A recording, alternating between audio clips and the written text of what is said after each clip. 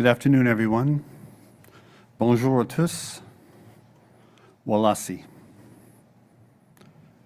We join you from Mi'kma'ki, the ancestral and unceded territory of the Mi'kmaq. We thank Elder Marlene Companion from the Halibu Mi'kmaq First Nation for joining us throughout our work and for coming this morning to smudge our space. I am Michael McDonald, Commissioner of the Mass Casualty Commission, and I'm honored to be here once again with my fellow commissioners, Leanne Fitch and Dr. Kim Stanton. Welcome to the family members, participants and council, emergency responders, leaders, policymakers, community groups, media, commission team members, and members of the public, both here in the room and taking part in the live stream. For those of you who are in this space for the first time, I want to share with you that typically we have tables here for our proceedings, and family members would sit at those tables day in, day out together, supporting each other, looking out for each other. And it's different today, not seeing those tables. In a way, I miss those tables because you were such a great inspiration to us with your courage, steadfastness, and how you looked out for each other. Thank you. We are also pleased to be joined by Prime Minister Justin Trudeau, Premier Tim Houston, Public Safety Minister Marco Mendicino, and Federal Minister Sean Fraser. Thank you for being here. It is so important that you are here. Our recommendations call for transformative change. They call for collaboration. They call for leadership. They call for you to champion these recommendations so that our communities in Nova Scotia and Canada will be safer. Today we are here to share our final report with you so that together all Canadians can continue the work of making our communities safer for everyone. Bienvenue tout le monde. Je suis le commissaire Michael McDonald, président de la Commission des pertes massives, et je suis honoré d'être accompagné de mes collègues Leanne Fitch et Kim Stanton. Nous sommes ici aujourd'hui pour vous annoncer la publication de notre rapport final, afin qu'ensemble, tous les Canadiens puissent continuer de rendre nos collectivités plus sûres pour tous. In April 2020, in the first weeks of the COVID-19 pandemic, the most lethal mass shooting in Canadian civilian history unfolded over 13 terrible hours here in Nova Scotia, my home province. During this time, a perpetrator shot and killed 22 people, one of whom was expecting a child. Many more people were harmed and affected across Canada, the United States, and beyond. The Commission's work was grounded in the memories of those whose lives were taken and all those affected. We paused to remember them each and every day during our public proceedings and carried their names with us while we worked. We asked family members if they would like to commemorate their loved ones in their own words and images, and have included what they shared in our final report. But we would like to pause now to honor the memories of the lives taken with a video. Following the video, we ask you to join us in a moment of silent reflection.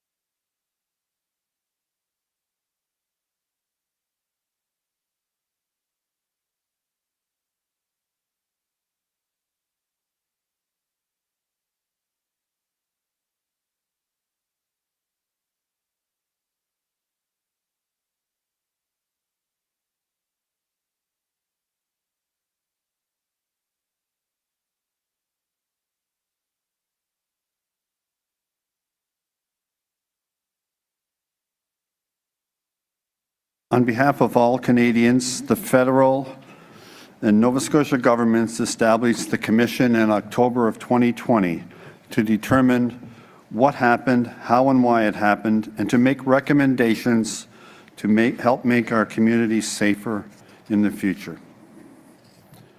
You will recall that the Commission's mandate was broad in scope and ambitious in timeline. It required us to investigate the causes, context, and circumstances giving rise to the mass casualty, police responses, and steps taken to inform, support, and engage victims, families, and affected citizens. We were also required to consider related issues, including gender-based and intimate partner violence, public communications and alerting, the perpetrator's prior interactions with police and social services, communications between law enforcement agencies, access to firearms, the relevant police actions, policies, procedures, and training. This mandate was extensive, but it also showed the existing understanding of both levels of government that the mass casualty was not an isolated incident, but the product of a complex web of context, causes, and circumstances. After 2.5 years of independent, comprehensive, and collaborative investigation into every aspect of our broad mandate, today we share with you the culmination of our work. Turning the Tide Together, the final report of the Mass Casualty Commission, provides a thorough account of what happened and the causes, context, and circumstances that gave rise to the mass casualty. Our 7-volume report, including 130 recommendations, is now available on the Commission's website. Among our recommendations, we are calling for major changes to RCMP oversight, processes, and culture. A process to rethink the structure of policing in Nova Scotia, a national review of public alerting, greater focus on addressing and preventing the root causes of violence in our communities, including gender-based violence, intimate partner violence, and family violence, and a much expanded and more collaborative model to ensure community safety and well-being. As we have said before, the role of a public inquiry is not to assign blame, but to investigate what happened, study contributing factors, and provide meaningful recommendations for change. Our focus and findings are on how institutional structure and systemic factors shaped or were reflected in the actions of individuals. However,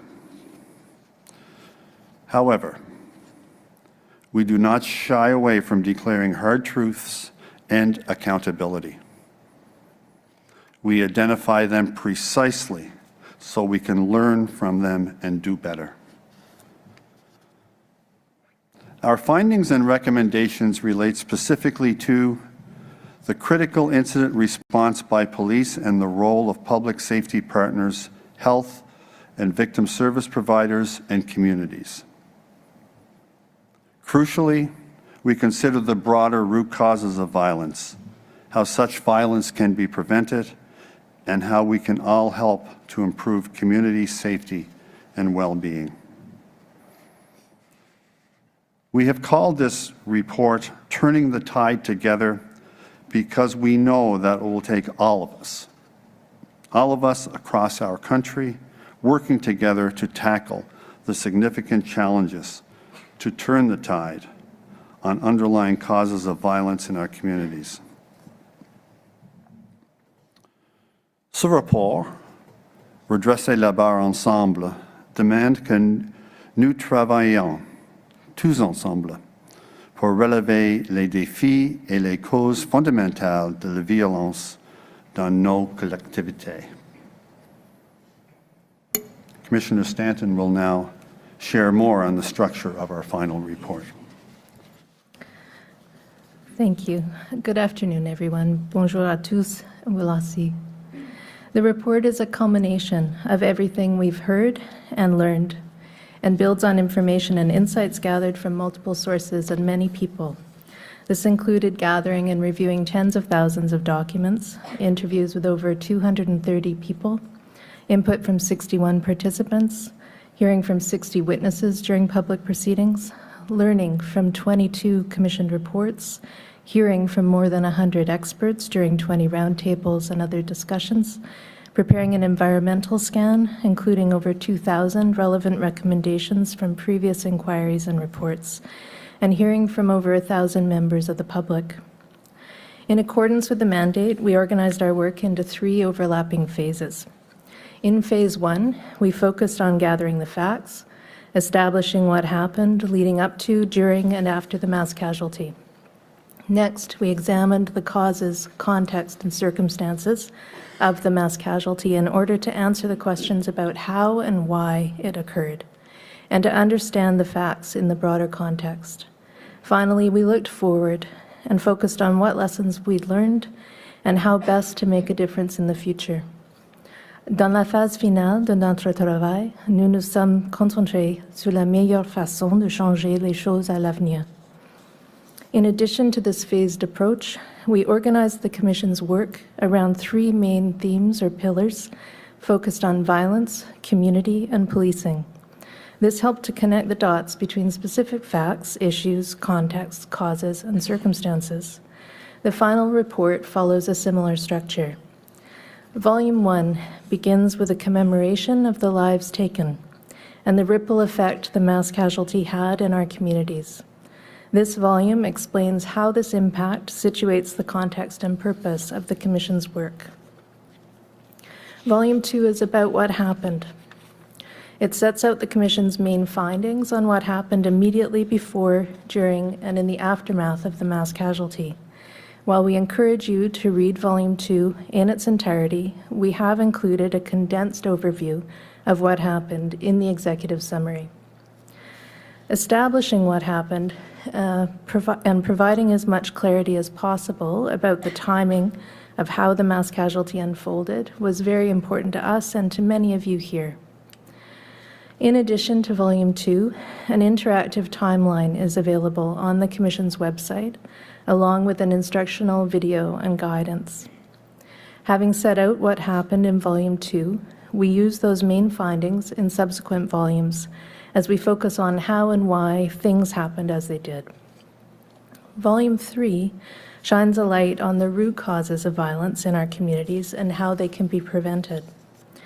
Volume 4 sets out how a broad community-wide approach to public safety will help to address the root causes of violence and make everyone safer. In Volume 5, we bring forward ways to rethink policing in Canada as part of an expanded community safety approach.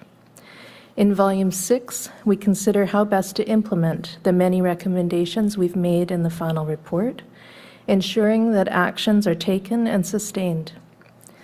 Finally, in Volume 7, we describe the various processes involved in leading and designing the Commission in order to be of assistance to future inquiries. Commissioner Fitch will now share more about our approach to findings and recommendations. Thank you. Thank you, Commissioner Stanton, and good afternoon, everyone. Bonjour tout le monde. As expected, the final report includes many findings and recommendations. These are woven throughout the report in context and also included as a complete list in the executive summary. Our recommendations are designed with 2 objectives in mind. 1, how can we prevent violence from happening in the first place? And second, when violence does occur, how can we ensure we have an effective approach and, when need be, an effective critical incident response? Achieving these objectives will reduce the likelihood of mass casualty incidents and minimize the lethality of critical incidences. Together, we can substantially decrease the threat and impact of violence, including mass violence. We have designed the recommendations to be clear and pragmatic, so that people across our governments, institutions, and communities can begin to take action right away. Nous avons conçu les recommandations pour qu'elles soient claires et pragmatiques et pour que les gens puissent agir immédiatement. While we cannot cover all of our findings and recommendations with you in detail today, we would like to share more on how we have thoroughly responded to every aspect of our mandate, highlighting some of our main findings, lessons learned, and recommendations. First, as you know, we needed to investigate what happened, including how the RCMP and other police forces responded and the steps taken to inform, support, and engage victims, families, and affected citizens. Volume 2 focuses on what happened and contains the Commission's main findings in 2 key areas: how the mass casualty unfolded, and the institutional and systemic failures in the response, including missed opportunities to prevent violence. In this volume, we include a very detailed account of the 13 hours of the mass casualty, starting with the perpetrator's violent assault of his common-law spouse and continuing through the subsequent fatalities and other acts of violence committed on April 18th and 19th, 2020. Our investigation made clear that there were many warning signs of the perpetrator's violence and missed opportunities to intervene in the years prior to the mass casualty. Next, we focus on the gaps and errors in the critical incident response to the mass casualty as it unfolded. While we acknowledge and commend the individual actions and courage of many first responders, the overarching approach and response by the RCMP as an institution had many shortcomings. This must be addressed, and responses must be improved. It is also important to note that community members played a critical role in responding to the mass casualty, often putting themselves in harm's way to help others. However, the information they shared concerning the perpetrator was often not properly recorded, shared, or acted upon by the RCMP. There were failures in communications with the public during and in the aftermath of the mass casualty. These must be addressed. That is why in the final report we call for a national review and redesign of the public alert system. In addition to learning what happened, we were also directed to examine a number of related issues in our mandate. Many of these related issues focus on relevant policing structures and processes. This is why policing has been a pillar in our overarching work and the focus of Volume 5.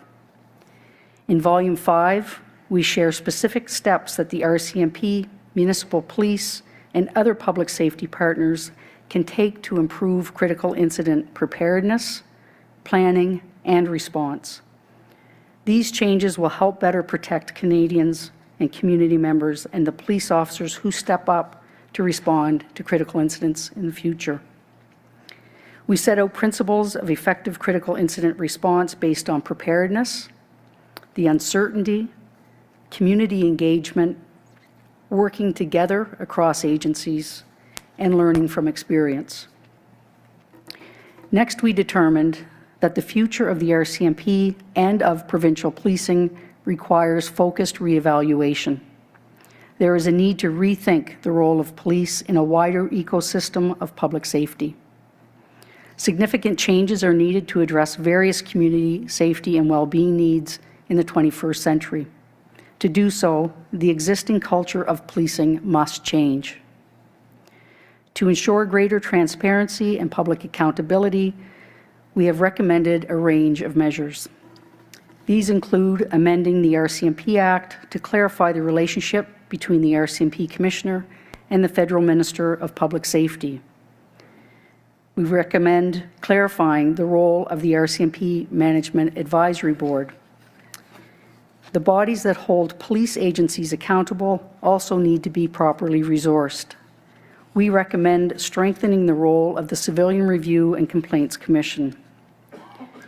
We also call on the RCMP to adopt a more strategic and coordinated approach to contract policing and core policing functions.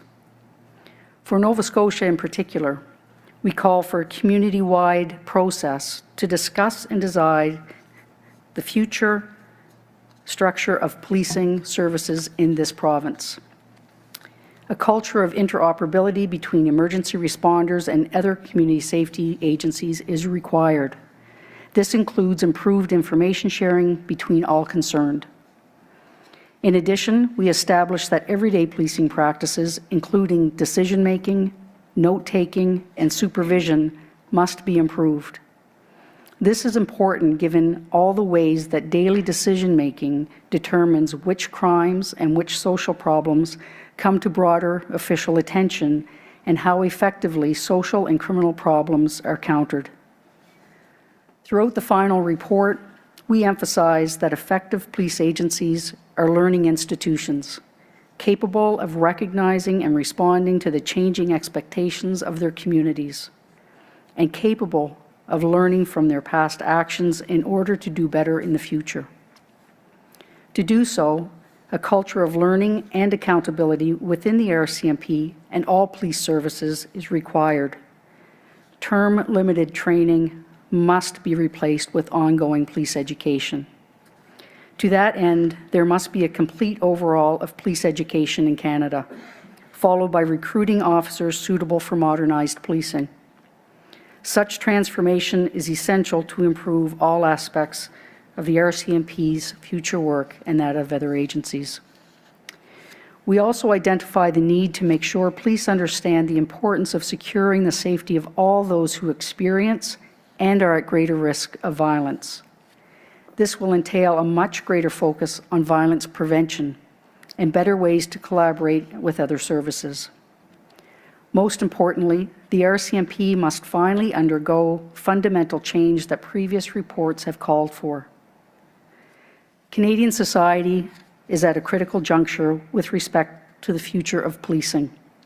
The road forward must include a reckoning with the unfulfilled promises of community policing and a commitment for community safety and well-being for everyone in the future.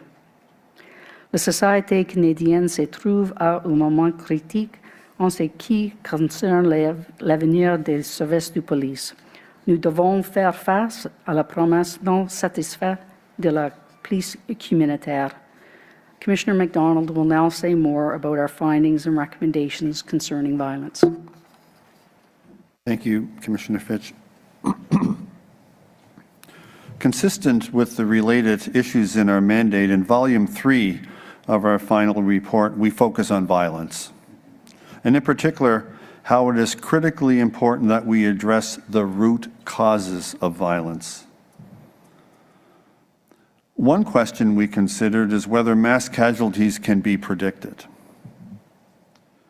We concluded that rather than prediction, the focus has to be on prevention and effective intervention. While no person or institution could have predicted the perpetrator's specific actions on April 18th and 19th, 2020, his pattern and escalation of violence could have and should have been addressed. Many red flags about his violent and illegal behavior were known by a broad range of people and have been brought to the attention of police and others over a number of years. The perpetrator was raised in a violent home and became a violent man. We explore how his violent, intimidating, and coercive behavior extended ever outward to his intimate partners, to his relatives, to his friends, to his neighbors, to his business associates, and to his patients, to vulnerable and marginalized people, and even to individuals in positions of power and control, such as police officers. Mass casualties are rare, but women, children, and other marginalized people in communities experience violence every day. Perceptions of where the real danger lies is largely misconceived. Our society ignores the hard truth of the normalcy of violence between intimate partners and within families and the ways in which this violence spills out and escalates to affect other people too. Gender-based violence is also widespread and underreported in Canada. For far too long, our society has misperceived mass violence as our greatest threat without considering its relationship to our other more pervasive forms of violence. We do so at the expense of public safety. We do so at the expense of community well-being. We do so at our collective peril. The evidence shows clearly that those who perpetrate mass casualties often have an unaddressed history of gender-based intimate partner or family violence. Les faits montrent clairement que ceux qui commettent des actes d'une telle violence ont souvent un historique de violence familiale entre partenaires intimes ou fondée sur le sexe. Many mass casualties begin with an act of such violence. That was the case here in Nova Scotia in April of 2020, and that was the case last fall in September of 2022 in Saskatchewan. Throughout our work, as we have learned how the perpetrator targeted members of marginalized communities in Nova Scotia, we realize that it provided but one example of the ways in which historic patterns of violence are sustained and amplified. The inescapable conclusion is that ensuring the safety and security of everyone will assist in minimizing the risks of mass casualties. La conclusion incontournable est que le fait d'assurer la sécurité de tous nous aidera à minimiser le risque de pertes massives. Valuing all members of our community from childhood onward will contribute to making our communities safer for everyone. In addition, regulations regarding access to firearms, ammunition, and police paraphernalia must also be strengthened and enforced. We make a series of recommendations to this effect, including that the federal government engage with communities to ensure firearms regulations are enforced in a consistent and effective manner. Commissioner Stanton will now talk more about community safety and implementation. Thank you. Our mandate required us to investigate and consider many things, including community supports, social services, mental health services, and to give particular consideration to groups that may have been differentially affected by the mass casualty. Having discussed the need to improve policing in Canada and the importance of addressing the root causes of violence in our communities, we turn to the role of communities in general and rural communities in particular. In Volume 4 of the final report, we set out why we must invest in a public safety system that is about more than police services, where multiple partners work together every day with substantial community engagement. Community safety planning needs to take into account social development, prevention, early intervention, and critical incident response.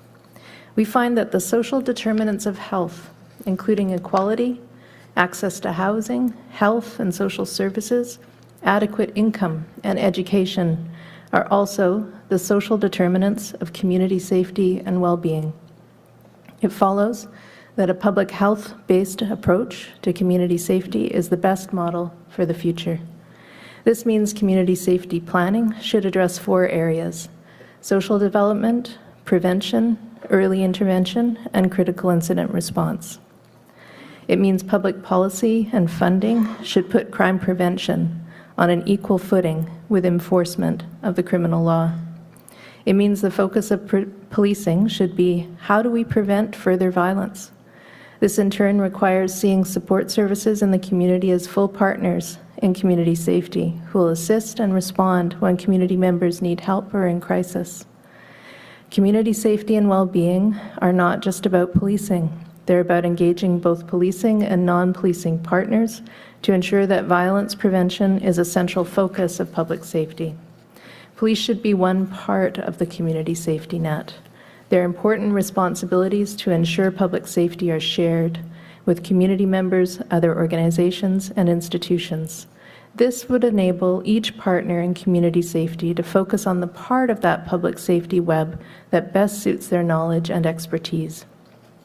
We conclude it is time to transform the conception of community policing by focusing on community safety and well-being, and by elevating the primary role of other institutions and agencies, including community-based organizations. While we must place community at the center of our public safety system, police services will continue to have a vital but not exclusive role, performing the duties for which they're best suited. We recommend that the federal government enact legislation to create a framework designed to support and enhance community safety and well-being in every province and territory. To further strengthen federal and provincial and territorial initiatives that may already be underway, we recommend that the federal legislation include the establishment within a year of a Community Safety and Well-Being Leadership Council composed of leaders from all sectors. In support of these legislative and structural reforms, we recommend that Canada needs broad public and institutional education on community safety and well-being as well. Turning to rural communities, such as those most affected by the mass casualty in Nova Scotia, we find that rural community well-being is constrained by limited access to services, poverty, under-inclusion, and in some cases, this negatively affects the occupational health and safety of rural service providers. We also find that urban bias in policymaking and service delivery contributes to inadequate community safety, public infrastructure, and services in rural communities. We recommend that when it comes to community safety, provincial governments take steps to address urban bias in decision-making by fostering meaningful inclusion of rural communities in all areas affecting them, and that the federal government support the inclusion of rural communities in decision-making on issues within their jurisdiction. Whether for rural communities or our communities at large, the significant overhaul of community safety thinking, planning, and approach we are calling for in the final report has the potential to be truly transformative in Canada. Les changements dans la réflexion, la planification et l'approche à la sécurité communautaire dans le rapport final ont le potentiel d'être véritablement transformateurs au Canada. The breadth of this challenge and opportunity is why we think about community safety as a shared responsibility and a shared opportunity. We all need to be champions for change, taking the recommendations from this report and implementing them in our policies, our communities, workplaces, and organizations. Some of our recommendations can be implemented relatively quickly and easily. Others will take more time and collaboration, both within and between different groups and institutions. In order to build and sustain momentum over the months and years required to make the longer-term changes, people from many different settings and roles across society will need to keep taking action, being advocates, and holding each other accountable in ways that are supportive and constructive. As you've heard today and will read in the final report, many of the recommendations will require action from political leaders and public institutions like the RCMP. To help ensure accountability and progress, we're calling for the federal and Nova Scotia governments to jointly form an implementation and mutual accountability body that will include representatives from government, the RCMP, municipal police, those most affected, and key communities. This body will be responsible for creating an implementation plan and providing regular updates to government and to the public. This recommendation is included in Volume 6 of the final report, in which we also consider next steps and actions that individuals and groups in our communities can take to realize our shared goal of making the places we live safer for everyone. Commissioner Fitch will now acknowledge on behalf of all three of us the many people who've contributed to our work and our final report. Thank you. Thank you, Commissioner Stanton. Like all the Commission's work, preparing and sharing the final report would not have been possible without the hard work and contributions of many people. We thank the families for being here today and for your unwavering courage and commitment throughout this entire process. We continue to extend our deep and lasting condolences for your losses, and we share your dedication to making communities safer in their memories. You fought for public inquiry, and you have called for meaningful change. The final report can be the blueprint for that change. We encourage you, if you choose, to keep speaking up to ensure that positive change happens. As a reminder, when we refer to participants in the inquiry, we are including those most affected individuals, the families, governments, first responders, and organizations including advocacy groups. We want to thank all participants and their counsel. You have all played a critical role during the inquiry, and your many submissions and contributions have been instrumental in helping us to learn and to prepare our recommendations. We heard you. Please know we heard you.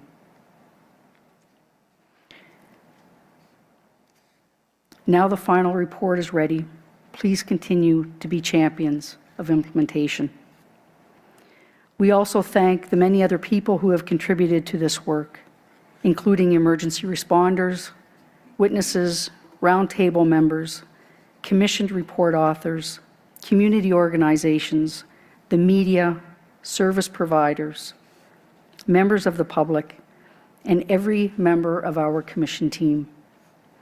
The quality and breadth of the final report reflects all your incredible contributions over the last 2.5 years. We could not have done it without all of you. Now that the final report is here, we call on you to continue stepping up so that the great harm caused by the mass casualty can be transformed into great hope and great good for our communities in the future. Commissioner MacDonald will provide some concluding remarks as our Commission's chair. Commissioner MacDonald. Thank you, Commissioner Fitch, and thank you, Commissioner Stanton. It's been truly an honor to serve with each one of you, and I know you feel the same. To all of you joining us today and to all Canadians, we are pleased to share the Mass Casualty Commission's final report. It comprehensively responds to every aspect of our mandate. It sets out what happened. It sets out our findings and how and why things happened as they did. And it provides a future-focused recommendations that when implemented, will change our country for the better. It is a substantial report and a comprehensive roadmap to a safer Canada. Please take the time to read it, to reflect and determine how best you can support its implementation. We recognize that this is not the first report to make findings and recommendations like these. But with all of your help, it could be the last. Let me repeat that. With all of your help, it could be the last. Prime Minister Trudeau, Premier Houston, all premiers of provinces and territories, all municipal leaders, police leaders. Commissioner Duhaime is here. We very much appreciate that. Right on this stage, to my left, Commissioner Lucky gave this commission an undertaking that she would champion our recommendations, and we feel that that ought to be considered an institutional undertaking and rely upon you, Commissioner Duhaime, for that. To community-based organizations and all of you, this is a blueprint to transform community safety in this country. This is a blueprint that can make Canada a world leader when it comes to community safety. This is a blueprint that, when implemented, it will establish that those wonderful, dear lives that were taken on April 18th and 19th would not have been taken in vain. Those lives cannot have been taken in vain. That cannot happen. Future acts of violence are preventable if we have the will to do what is necessary. Ce n'est pas le premier rapport à faire ses conclusions et ses recommandations, mais avec votre aide, ça pourrait être le dernier. Les actes de violence sont évitables si nous avons la volonté de faire ce qui est nécessaire. Turning the tide on the underlying causes of violence in our communities will take courage, it will take commitment, and it will take collaboration. It will take the courage to admit that we face a set of interconnected and complex challenges, which means we must resist the default to simple answers and impulsive responses that have failed us all too often in the past.